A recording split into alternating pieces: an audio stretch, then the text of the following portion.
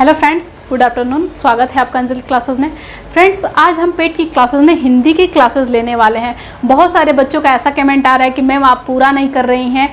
तो ऐसा नहीं है कि मैं पूरा नहीं करूंगी। जिन बच्चों ने हमसे लेखपाल का ग्राम्य समाज एवं विकास की हमने क्लासेस चलाई थी, तो जिन बच्चों ने भी क्लासेस की थी उनसे आप देखे भी होंगे। सब्सक्राइब कई सारे मेरे ऐसे बच्चे हैं जो उस टाइम से ही जुड़े हुए हैं, जो इस एग्ज़ाम में बैठ भी नहीं पाए पेट कट ऑफ ज़्यादा चले जाने के कारण।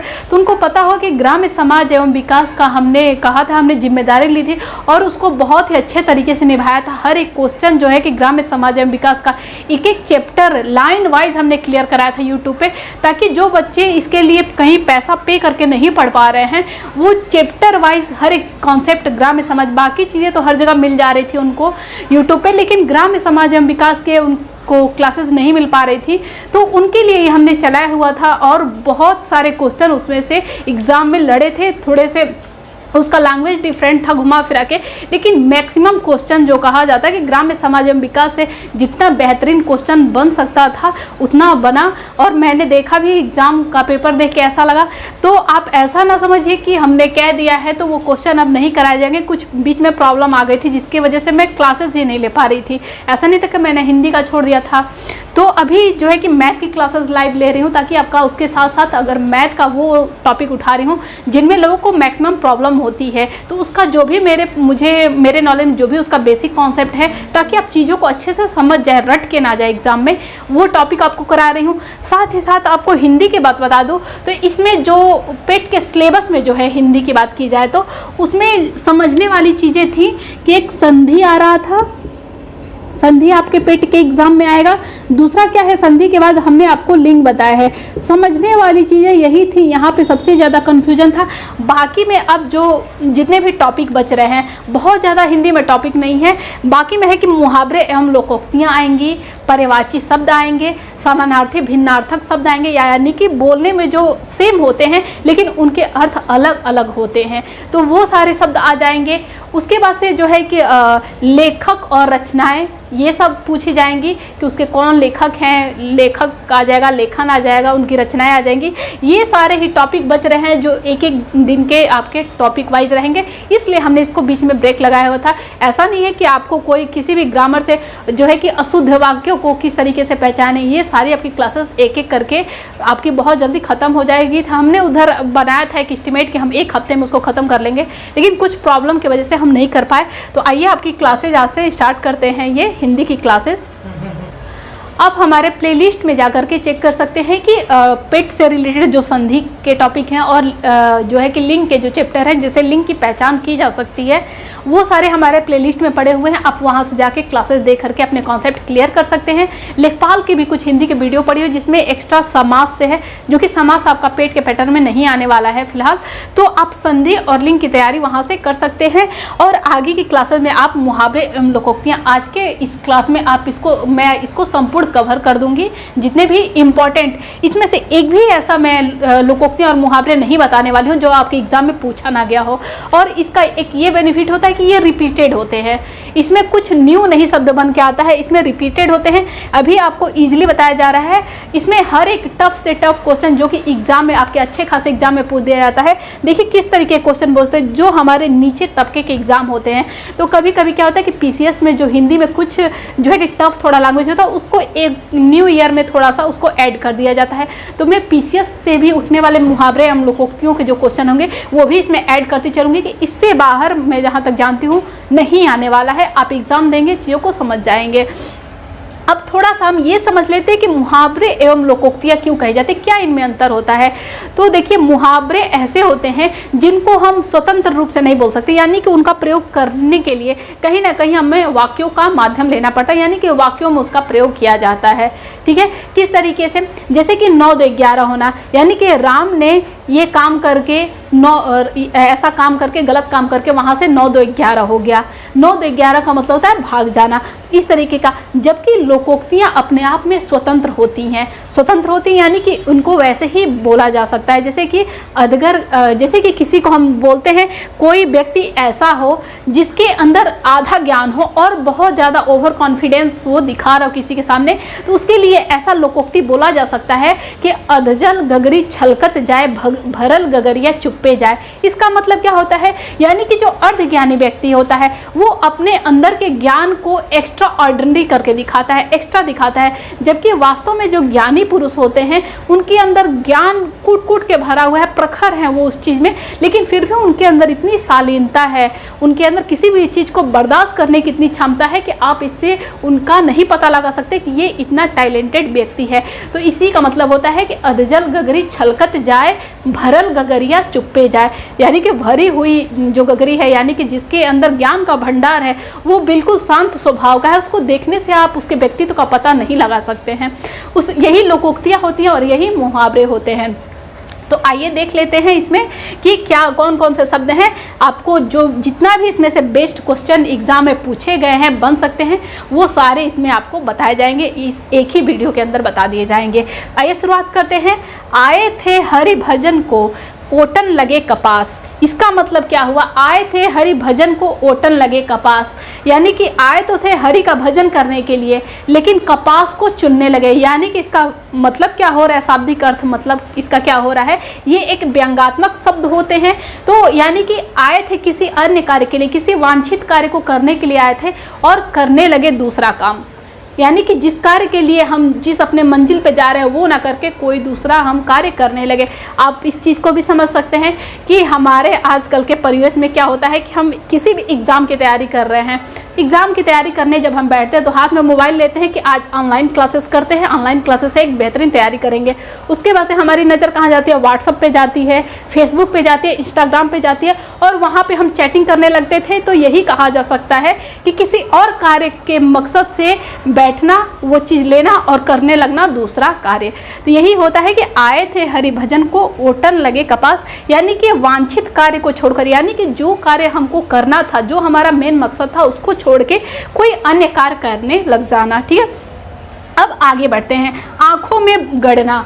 देखिए, आंखों में गड़ना का एग्जाम में कई बार पूछा गया है और हर बार क्वेश्चन तो सेम होता है, लेकिन उसका जो है कि ऑप्शन में अलग अलग क्वेश्चन जो है कि अलग अलग ऑप्शन दिए हुए थे। एक में था कि मन में खटकना, दूसरे एग्जाम में जो ऑप्शन बनाए गए थे उसमें था वस्तु को पाने की उत्कृष्ट लालसा। ठीक है, आंखों में गड़ना का मतलब होता है कि मन में खटकना, किसी भी चीज़ को, किसी का कोई अच्छा चीज़ देख लेता है। कितने व्यक्तियों की ऐसी आदत होती है कि किसी का भी कोई सामान देख करके वो उसके आंखों में वो चीज़ गड़ जाता है, यानी कि उसके मन में खटकने लगता है कि ये चीज़ मेरे पास भी होनी चाहिए। अब चाहे एन केन प्रकारेण हो, किसी भी तरीके से या तो उसका चुरा के ले या फिर अपने बलबूते पे खरीद के ले, उसके मन में ये चीज़ खटक जाती है। तो ये हो गया मन में खटकना। तो अगर आपके ऑप्शन में मन में खटकना होता है तो आप उसको करेंगे। अगर दोनों एक साथ नहीं होंगे, दोनों एक साथ नहीं होंगे, दोनों का एक ही मतलब होता है, या फिर किसी भी वस्तु को पाने की उत्कृष्ट लालसा, इतनी ज़्यादा लालसा हो जाए उस चीज़ को पाने की कि हम गलत भी कर जाएं या फिर मेहनत करके वो चीज़ पा लें। तो यही मतलब होता है। अब है कि सिर से पानी गुजर जाना। सिर से पानी गुजर जाना का मतलब क्या होता है कि यानी कि बर्दाश्त की, सहनशीलता की सारी सीमाएं पार हो जाना, सारी हदें पार कर जाना। यानी कि किसी के साथ आप किसी को इतना परेशान कर दो कि वो व्यक्ति गुस्सा के बोले कि ये तो सिर से पानी ऊपर चला गया है, यानी कि हाथ से निकल गया है, बिल्कुल सहनशीलता की जो सीमा है उसको ये पार कर गया है। जैसे कि स्कूल में क्या होता है कि टीचर चाहता है कि बच्चों को पनिशमेंट ना करे, बच्चों को जितना भी प्रयास करता है कि वो बच्चों को पनिशमेंट ना दे, लेकिन कभी कभी क्लास में क्या होता है कि बच्चे ऐसा माहौल बना देते हैं कि टीचर को मानो ऐसा प्रतीत होता है कि जो है कि सहनशीलता की सारी सीमाएं पार हो गई हैं। वो क्या हो जाता है, बच्चों पे ऐसा उसको प्रतीत होता है कि ये सिर से पानी गुजर रहा है, यानी कि बच्चे एक्स्ट्रा जो है कि बिहेवियर कर रहे हैं, तो वो फिर एक्शन ले लेता है। तो उसी को बोलते हैं सिर से पानी गुजरना, यानी कि सहनशीलता की सीमा टूट जा रहा है, यानी कि बर्दाश्त के बाहर हो जाना। ऐसे भी वर्ड आ सकते हैं आपके एग्जाम में कि बर्दाश्त के बाहर हो जाना, ये भी आपका ऑप्शन बन सकता है। तो चीज़ों को समझेंगे तो वहाँ पे ऑप्शन गलती नहीं होगी। अक्ल पर पत्थर पड़ना। अक्ल पर पत्थर पड़ना का मतलब क्या होता है कि बुद्धि का भ्रष्ट होना। कोई कहता है कि तुम्हारे तो अक्ल पे पत्थर पड़ गई है, तुमको चीज़ों में गलत सही का यानी कि पहचान हमको ना हो पाना, यानी कि बुद्धि भ्रष्ट हो जाना, बिल्कुल सही गलत की पहचान ना हो पाना। तो अगर आपके ऑप्शन में अक्ल पे पत्थर पड़ना का अगर कोई और ऑप्शन आता है कि सही गलत की पहचान ना कर पाना, उसका मतलब यही होता है कि बुद्धि भ्रष्ट होना, यानी कि बुद्धि भ्रष्ट होगी तभी तो हम सही गलत की पहचान नहीं कर पाएंगे। तो आप यहाँ पे इससे भी ये समझ सकते हैं कि बुद्धि भ्रष्ट होना। अब हमारा नेक्स्ट है कि अंडे सेना। अंडे सेना यानी कि कोई कहता है कि तुम जो है कि कमाने मत जाना, घर में बैठ के अंडे ही सेना, यानी कि क्या है, घर में व्यर्थ बैठना, बेकार बैठना। इसका मतलब होता है कि अंडे सेना यानी कि करना चाहिए व्यक्ति को कुछ और काम, वो घर में बेकार ही बैठा हुआ है, तो इसी का होता है अंडे सेना। जूतम पैजार यानी कि ले जूते जूते, ले जूते जूते, इसी को क्या बोलते हैं, जूतम पैजार, यानी कि लड़ाई झगड़ा हो जाना। ठीक है। अब है कि अकेला चना भाड़ नहीं फोड़ता। अकेला चना भाड़ नहीं फोड़ता यानी कि जो है कि चना भूनने के लिए एक चना डालो तो वो अच्छे से फूट के नहीं आता है, ढेर सारे चने डाले जाते हैं भूजा बनाने के लिए, तो तब जाके उसमें जो है कि अच्छे से वो चना फूटता है। यानी कि इसका कहने का क्या मतलब हुआ कि एक व्यक्ति अकेले ही शक्तिशाली नहीं हो सकता, यानी कि किसी कार्य में लगना हो तो कहा जाता है कि साथी हाथ बढ़ाना, एक अकेला थक जाएगा, मिलकर काम बटाना, साथी हाथ बढ़ाना। यानी कि कहने का मतलब यही है कि यहाँ पर अकेला व्यक्ति शक्तिशाली नहीं हो सकता, एकता की प्रतीक दी गई है कि जो है कि एकता में शक्ति होती है। लोग अगर एक व्यक्ति किसी कार्य को कर रहा है तो ज़्यादा दिन में करेगा, ज़्यादा, यानी कि कहने का मतलब एक आप इस तरीके से समझ सकते हैं कि हम अपने समाज को सुधारना चाहते हैं। एक व्यक्ति कितना भी सही हो, वो सुधारना चाहे तो वो बदलाव नहीं ला सकता है जब उस समाज में सारे लोग इस जागरूक हो जाएंगे कि हमें अपने कॉलोनी में, अपने गाँव घरों में इस तरीके से गंदगी नहीं फैलानी है, या किसी भी चीज़ के प्रति जागरूक हो जाए तो गाँव या फिर वो शहर बहुत ही पहले विकसित हो जाता है। लोगों से ही वो शहर विकसित होता है। सरकार कितनी भी ज़्यादा कोई भी जो है कि योजनाएं चला दे, वो योजनाएं तब तक कार्यरत नहीं होंगी जब तक वहाँ के लोग जो है कि जागरूक नहीं होंगे। तो यही है कि अकेला चना भाड़ नहीं फोड़ता, यानी कि अकेला व्यक्ति शक्तिशाली नहीं हो सकता। अब आइए नेक्स्ट देखते हैं। इसमें नेक्स्ट जो है कि ये लोकोक्ति है, जाके न फटी पाँव बेवाई, वो क्या जाने पीर पराई। और इसी का सेम अर्थ का एक होता है कि बाज क्या जाने प्रसव की पीड़ा। दोनों का एक ही मतलब होता है कि जिस पे बीती ही नहीं वो क्या जानेगा कुछ और, यानी कि जिस पे बीतती है वही जानता है। ठीक है। जिसके पाँव में आज तक बेवाई ही नहीं पड़ी है, जिसने कष्ट ही नहीं सहा है, वो दूसरे का कष्ट क्या समझेगा। तो इसी का मतलब होता है कि जिस पर बीतती है वही जानता है। ठीक है। अब नेक्स्ट है कि खिचड़ी पकाना। जैसे कि होता है कि ये किस में आएगा, देखिए इसमें है कि जाके न फटी पाँव बेवाई, वो का जाने पीर पराई। ऐसा ये लोकोक्ति है। क्यों? क्योंकि इसको किसी वाक्य में नहीं प्रयोग करना पड़ेगा। कोई व्यक्ति ऐसा चीज़ हम पे कमेंट कर रहा है जो कि वो झेला ही नहीं है, तो हम ऐसा शब्द बोल सकते हैं कि जाके न फाटी पाँव बेवाई, ऊ का जाने पीर पराई। ठीक है। लेकिन यहाँ पे खिचड़ी पकाना, तो किसी को हम नहीं ऐसे कह सकते कि खिचड़ी पकाना, ऐसा नहीं बोल सकते। उसका वाक्य में प्रयोग करना पड़ेगा कि अरे क्या खिचड़ी पक रहा है, क्या तुम लोग खिचड़ी पका रहे हो। खिचड़ी पकाना ये क्या हो गया, इस तरीके से आप समझ सकते हैं कि ये मुहावरा हो गया। मुहावरे का वाक्य में प्रयोग किया जाता है, जबकि लोकोक्ति जो होता है जनश्रुति पर सीधा असर डालती है, उसके हृदय पर गहरा प्रभाव डालती है। लोकोक्ति का ऐसा प्रयोग होता है कि, तो लोकोक्ति को बिना किसी वाक्य में प्रयोग किए ही आप बोलते हैं, जबकि मुहावरे के लिए वाक्य का जरूरत पड़ता है। ठीक है। खिचड़ी पकाना का मतलब होता है कि षड्यंत्र रचना, किसी के विरुद्ध षड्यंत्र को रचना। अब है कि घुटने टेकना। घुटने टेकना का मतलब क्या होता है कि हार मान लेना। जैसे कि आतंकवादी हमारे सैनिकों के सामने घुटने टेक लिए, यानी कि हार मान लिए। कान का कच्चा होना। कान का कच्चा होने का मतलब क्या होता है, यानी कि कम सुनाई देना नहीं। कान का कच्चा होने का मतलब होता है कि सुनी सुनाई बातों पर विश्वास कर लेना, यानी कि वो व्यक्ति खुद अपनी आंखों से नहीं देखा है कि एग्जैक्टली हुआ क्या है, बस लोगों के द्वारा सुनी हुई बातों को वो सच मान ले। तो सुनी सुनाई बातों को सच मान लेना ही होता है कि कान का कच्चा होना। अब है कि पौ 12 होना। पौ 12 होना का मतलब क्या होता है, पौ 12 का होना का मतलब होता है कि अत्यधिक लाभ होना, जितना उपेक्षा किया गया हो उससे अधिक लाभ की प्राप्ति होना। ठीक है। अत्यधिक लाभ होना। नीम हकीम खतरे जान। नीम हकीम खतरे जान का मतलब क्या हुआ, इसका शब्द थोड़ा समझ लेते हैं। नीम हकीम यानी कि जिस हकीम को बाकी जड़ी बूटियों के बारे में नहीं पता है, बस वो नीम को ही जानता है, एक औषधि में बस एक नीम को ही जानता है, तो समझ लीजिए कि आप उसके पास बार बार किसी भी उपचार के लिए जा रहे हैं तो आपके जान पे खतरा बन सकता है। यानी कि इसके कहने का तात्पर्य क्या है कि आधी जानकारी जो होती है व्यक्ति के लिए हानिकारक होती है, यानी कि अल्प ज्ञान हानिकारक होता है। ठीक है। सब्ज बाग दिखाना, सब्ज बाग दिखाना का मतलब कि कोई व्यक्ति आपको बहलाने फुसलाने के लिए वो दिखाए कि मेरे पास ये है, मेरे पास वो है, तो इसको हम वाक्य में प्रयोग कर सकते हैं कि सब्ज बाग दिखाना, यानी कि प्रलोभन देना, लालच देना कि तुम मेरे फेवर में रहो, मैं तुम्हें ये दूंगा वो दूंगा। इसी का मतलब होता है कि सब्ज बाग दिखाना, यानी कि प्रलोभन देना, लालच देना। ठीक है। आइए हम नेक्स्ट देखते हैं। नेक्स्ट है इसमें कि उड़ती चिड़िया के पंख गिनना।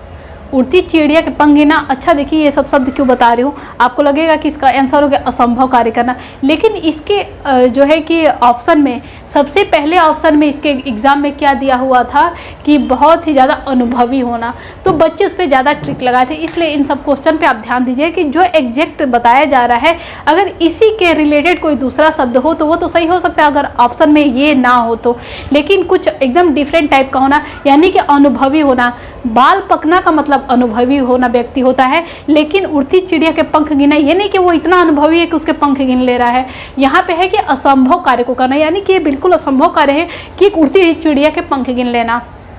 इसी को दूसरा एक शब्द होता है कि चांद पर थूकना। बहुत ही असंभव कार्य है कि चांद पे व्यक्ति थूक दे। कोई कहता है कि चांद पे थूक, ये तो व्यक्ति चांद पे थूक दे, यानी कि असंभव कार्य कर लिया। जिस कार्य की संभावना नहीं की जा सकती थी ऐसा ये कार्य व्यक्ति कर लिया। ठीक है। और नेक्स्ट आते हैं नक्कार खाने में तूती की आवाज़। इसका मतलब क्या होता है? नक्कार खाने में तूती की आवाज़, नक्कार खाने में आवाज़ बहुत ही ज़्यादा तेज़ होती है, वहीं पे तूती की आवाज़ बहुत ही बिल्कुल नगड़े के बराबर होती है। यानी कि कहने का मतलब क्या है कि सामर्थ्यवान जो व्यक्ति होता है जिसके अंदर हर एक चीज़ की, जैसे कि बल छल धन सब चीज़ें हो उसके पास एक असमर्थ व्यक्ति, यानी कि कहने का मतलब है कि आजकल जो भी बड़े लोग होते हैं, पैसे के मामले में कह रही हूँ कि जो भी बड़े लोग होते हैं उनके सामने जिस व्यक्ति के पास अंदर से कितनी भी उसके अंदर टैलेंट हो, क्षमता हो, लेकिन अगर उसके पास पैसे का धन का अगर उस तरीके से उसके पास सामर्थ्य ना हो तो वो उसके आगे फीका पड़ जाता है। नौकरी कौन लोग लेके जा रहे हैं? जो जिनके पास धन है, बल है, वो लेके जा रहे हैं। ज्ञान का तो पता नहीं, लेकिन वो ऐसे व्यक्ति लेके जा रहे हैं। तो वही है कि सामर्थ्य व्यक्ति के सामने असमर्थ व्यक्ति का प्रभाव नहीं पड़ता, असमर्थ व्यक्ति का प्रभाव नहीं पड़ता। जिसके पास धन नहीं है वो कितना भी टैलेंटेड है वो कहीं ना कहीं जाके झुक जा रहा है। लेकिन ये भी आपको बता दूं कि ये तो ठीक है, ये एक मुहावरा है, लेकिन एक बात ये बता दूं कि जो मेहनती होंगे वो अपने लाइफ में कहीं ना कहीं एंगेज तो कर ही जाएंगे, ज़्यादा नहीं तो कम से तो एंगेज कर ही जाएंगे, उनके अंदर टैलेंट होगा तो। लेकिन कहीं ना कहीं जो इस तरीके के व्यक्ति हैं जो पैसे के बलबूतों पे बहुत सारे बच्चों के भविष्य को बेकार कर रहे हैं, गरीब जो कि बहुत ही ज़्यादा टैलेंटेड हो रहे हैं, उनके पदों को वो प्राप्त कर ले रहे हैं, वो कहीं ना कहीं हमारे समाज को तो पिछड़ी दिशा में लेके ही जाएंगे, समाज को तो कलंकित कहीं ना कहीं करेंगे ही, क्योंकि उनके अंदर वो टैलेंट है ही नहीं, वो उस चीज़ के लिए बने ही नहीं हैं। वो बस एक पद प्रतिष्ठा पाने के लिए, कमाने के चक्कर में तो ऐसा बन जाते हैं, लेकिन कहीं ना कहीं वो अपने लाइफ में उस चीज़ से बहुत ज़्यादा फ्रस्ट्रेट भी कहीं ना कहीं रहते हैं। तो बस आप मेहनत करते रहिए, लगे रहिए। अगर आपकी मेहनत कहीं उनके पैसे से ज़्यादा कहीं मजबूत हो गई आपकी मेहनत, तो उनका पैसा भी आपके सीट को नहीं दबा पाएगा। ठीक है। तो अब है कि आँखों का अंधा नाम नयन सुख। देखिए ये लोकोक्ति हो गई, आँख का अंधा, आँखों का अंधा, नाम नयन सुख, यानी कि नाम के बिल्कुल विपरीत उसका लक्षण होना। नाम नयन सुख है और आँख का वो अंधा है व्यक्ति, यानी कि गुणों के विपरीत नाम का होना है। ठीक है। आँख का अंधा नाम नयन सुख। जैसी बहे बयार पीठ तब तैसी दीजे, ये भी क्या हो गई? हमारी लोकोक्ति हो गई। यानी कि कहने का मतलब ये है कि जिस तरीके से समय अनुकूल हो उसी के प्रकार व्यक्ति को कार्य करना चाहिए। यानी कि जैसी बहे बयार, जिस तरफ से हवा बह रहे उधर अगर आप अपने पीठ को करके बैठते हैं तो वहाँ पे आप हवा की अनुभूति करेंगे, एक आनंद की अनुभूति करेंगे, एक शीतलता की अनुभूति करेंगे। अगर उधर मुँह करके बैठते हैं तो हवा के थपेड़ों से आप असहज महसूस करने लगेंगे।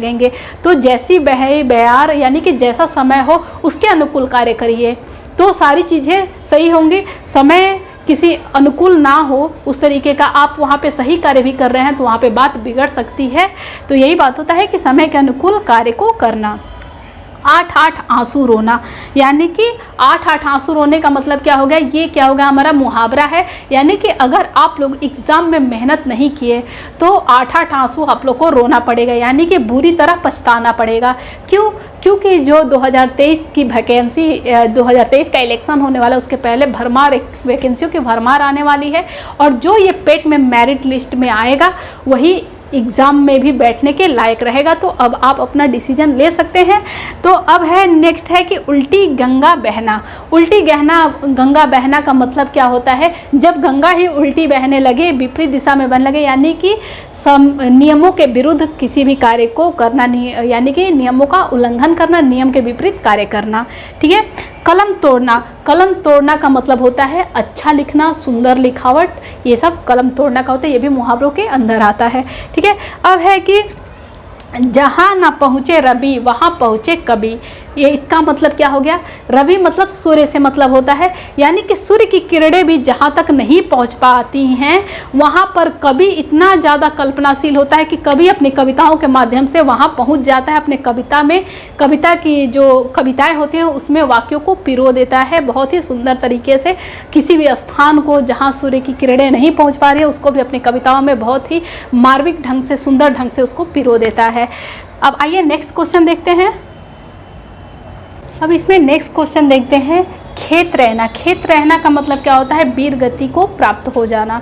शहीद जो वीर गति को प्राप्त हो जाता है उनको कहते हैं कि खेत रहना। अब है कि तू डाल डाल मैं पात पात, ये एक मुहावरा है। तू डाल डाल मैं पात पात, यानी कि चालाक व्यक्ति को उसी के तरीके से, यानी कि चालाकी से जवाब देना, यानी कि उसी के शब्दों में समझाना। ठीक है। अब नेक्स्ट है कि बहती गंगा में हाथ धोना। बहती गंगा में हाथ धोने का मतलब क्या होता है, ये एक मुहावरा है, यानी कि चलो बहती गंगा में व्यक्ति को हाथ धो लेना चाहिए, यानी कि किसी भी अवसर के आने पे उस अवसर का लाभ उठाना चाहिए। ठीक है। तन पर नहीं लता पान खाए अलबत्ता, ये लोकोक्ति है। तन पे नहीं लता, लता का मतलब क्या होता है, कपड़ा। तन मतलब क्या होता है, तन हमारा शरीर। तन पे नहीं लता पान खाए अलबत्ता, अलबत्ता का मतलब क्या होता है कि खूब अधिक मात्रा में, बेहिसाब। तन पे नहीं लता पान खाए अलबत्ता, यानी कि झूठी दिखावा करना, दिखाना कि पान खा रहा हूँ, मैं कितना बड़ा व्यक्ति हूँ, मेरे पास बहुत ही रौब है। ठीक है। लेकिन एक्चुअली में क्या होता है कि इस जो हमारा ये परिवेश चल रहा है, जो इस समय माहौल चल रहा है, जो ये कलयुग चल रहा है, इसमें जो होता है कि प्रेजेंट टाइम में लोग ऐसी ही ज़िंदगी जी रहे हैं। 95% लोग जो होते हैं इसी तरीके की ज़िंदगी जी रहे हैं कि तन पे नहीं लता पान खाए अलबत्ता, यानी कि उनके पास कुछ ऐसा सामर्थ्य नहीं है, लेकिन झूठा दिखावा करने में ही लोग पड़े हुए हैं। इनफैक्ट वो मेहनत करने के बजाय दिखावे में ही पड़े हुए हैं लोग। तो वही है कि झूठा दिखावा करना। अब है कि घड़ी में तोला घड़ी में माशा। इसका मतलब क्या हुआ, घड़ी का मतलब समय हुआ, पल हुआ, मतलब कि पल भर में किसी पे गुस्सा जाना, पल भर में किसी से खुश रहना। आपने गाना सुना है गोविंदा का, पल में शोला पल में माशा कितने रंग बदलती है, तो उसी गाने पे है कि घड़ी में तोला घड़ी में माशा, यानी कि जरा सी बात पे तुरंत खुश हो जाना, फिर जरा सी कोई ऐसी बात हो जाए तो उस पर नाराज़ हो जाना। अब है कि चैन की बंसी बजाना। चैन की बंसी कोई कब बजाता है, चैन की बंसी कब बजेगी, जब मौज करता है व्यक्ति, यानी कि मौज है, कोई काम धाम नहीं है, चैन की बंसी बजाओ। ठीक है। यानी कि ये काम बच्चे कब करते हैं, जब एग्ज़ाम बहुत ही बेहतरीन गया हो, एग्ज़ाम के एक दिन बाद एकदम चैन की नींद बच्चे बंसी बजाएं, यानी कि मौज करना। ठीक है।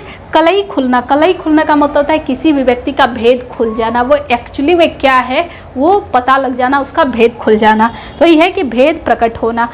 अब नेक्स्ट है कि न नौ मन तेल होगा न राधा नाचेगी। ये क्या हो गया, हमारा लोकोक्ति हो गया।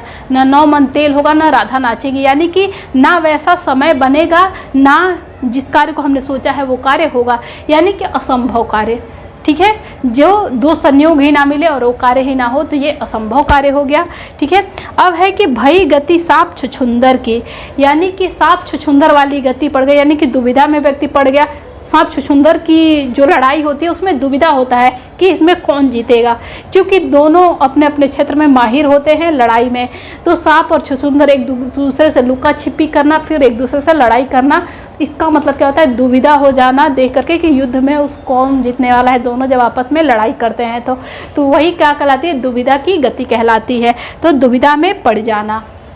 आइए अब नेक्स्ट क्वेश्चन देख लेते हैं इसमें। अब नेक्स्ट देखिए इसमें है नई जमीन तोड़ना।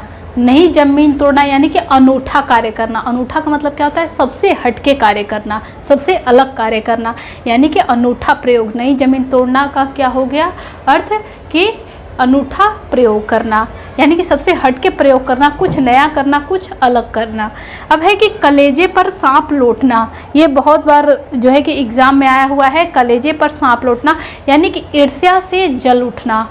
यानी कि अपने ही साथ के बच्चों में क्या होता है कि जो बच्चे हमारे साथी हैं, हमसे पढ़ने में तेज निकल जाते हैं, उनको देख के हमें ईर्ष्या होने लगती है, अंदर जलन होने लगता है। तो कलेजे पर सांप लौटना का मतलब क्या होता है? कई बार ऊपर ऑप्शन में दिया क्या रहता है, यानी कि बहुत ही ज़्यादा जो है कि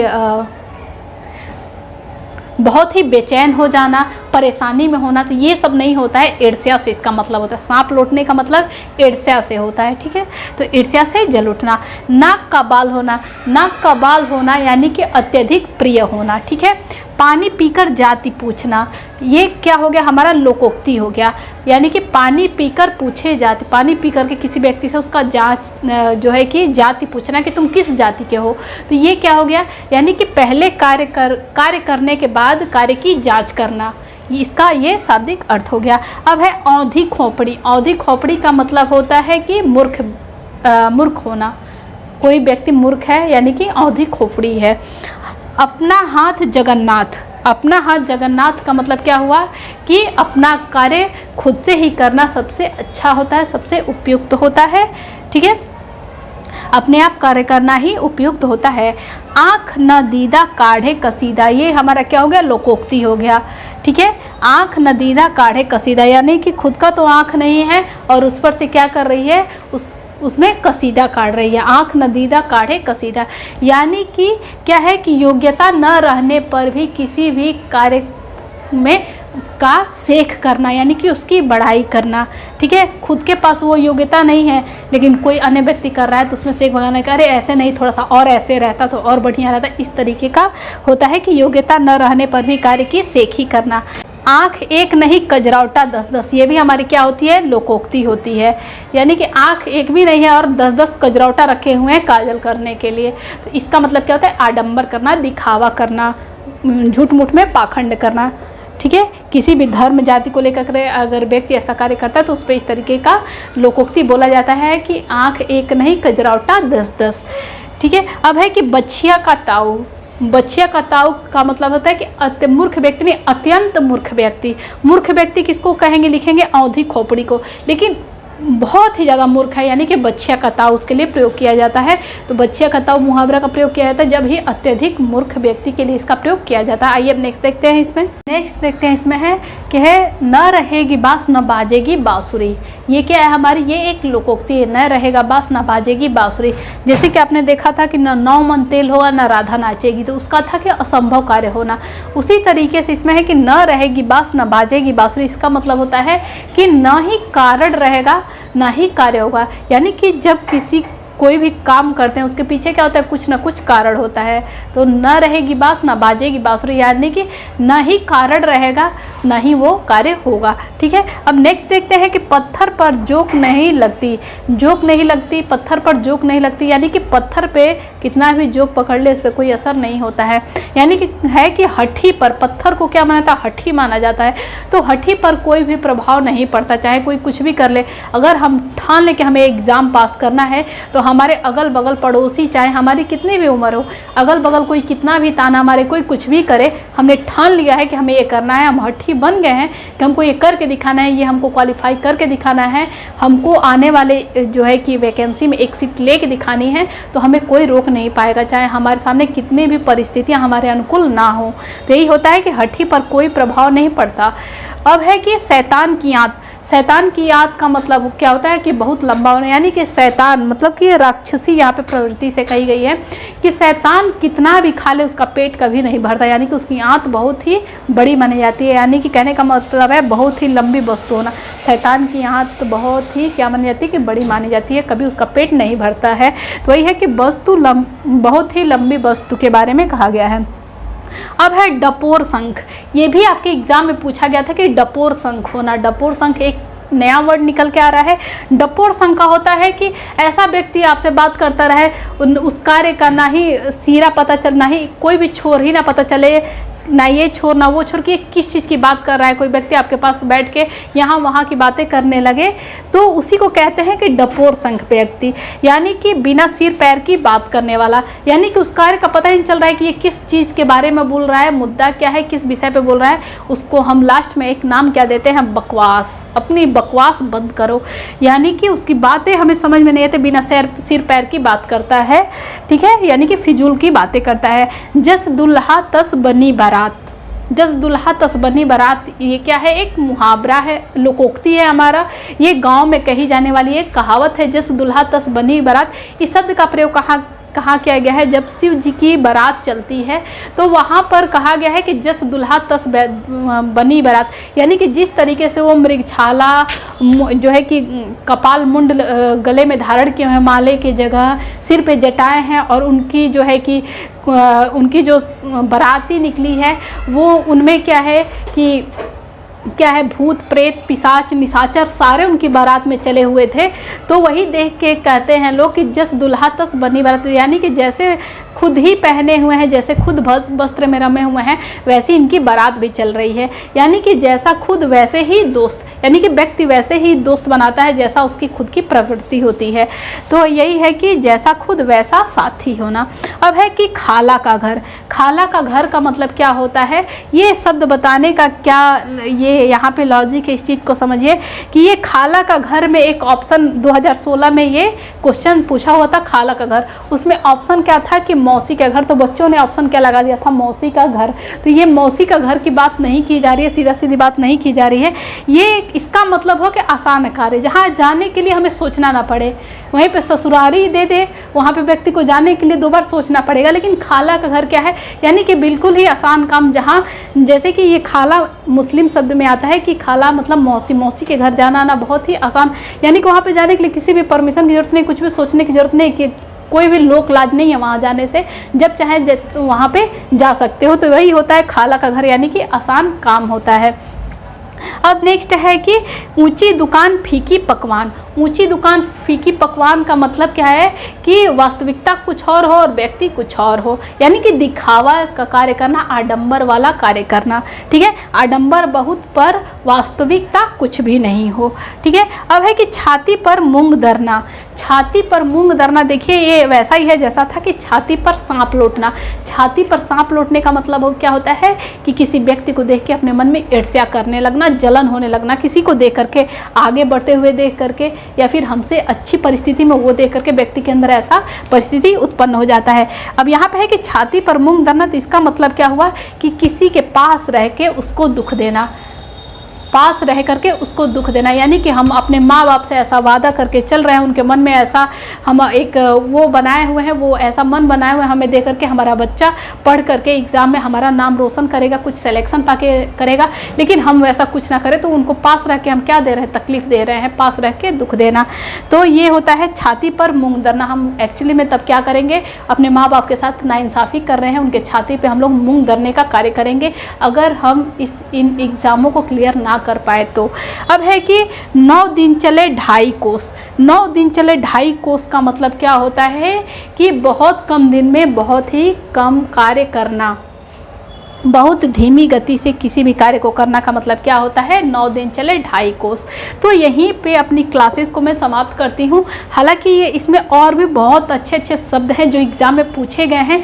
और देखिए ये देखने में भी लग रहा है कि इसका ऐसा ऑप्शन आ जाएगा, लेकिन इतने निकट निकट शब्द दिए होते हैं कि ऐसे ऑप्शनों पे आपका जा करके दिमाग ना गलत जगह लग जाता है, इसलिए आपको सारे यहाँ पे क्वेश्चन कराए जाएंगे। यहाँ पे कोई ट्रिक तो है नहीं कि सब एक ही मेथड से होने वाला, सबके अलग अलग अपने मायने हैं, सबके अपने अपने अलग अर्थ हैं। तो यहाँ पे चूंकि ज़्यादा क्वेश्चन यहाँ पे कवर करना पड़ेगा ताकि आप एक नज़र देखें तो कम से कम आपका 1 क्वेश्चन 2 क्वेश्चन यहाँ से क्लियर हो जाए। यहाँ पे मुहावरे, कभी कभी एक मुहावरा एक लोकोक्ति भी पूछ देता है, कभी कभी क्या होता है कि ऐसे पूछ देगा बिना सिर पैर की बात करने वाला, और उसके बाद से ऑप्शन में डपोर शंख दे दिया, कुछ ऐसे वर्ड अलग अलग दे दिए।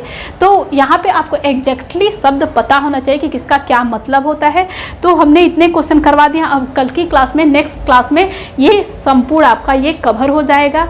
तो अगर आपको वीडियो पसंद आती है तो प्लीज़ लाइक करें। अगर आप में इसके अतिरिक्त आपको कुछ जानना है या फिर कोई कंसल्ट करना है, कुछ अपने शब्द रखने हैं, तो आप प्लीज़ कमेंट करें, लाइक करें, ज़्यादा से ज़्यादा शेयर करें। आपने सब्सक्राइब ना किया हो तो प्लीज़ सब्सक्राइब करें। Thank you for watching this video.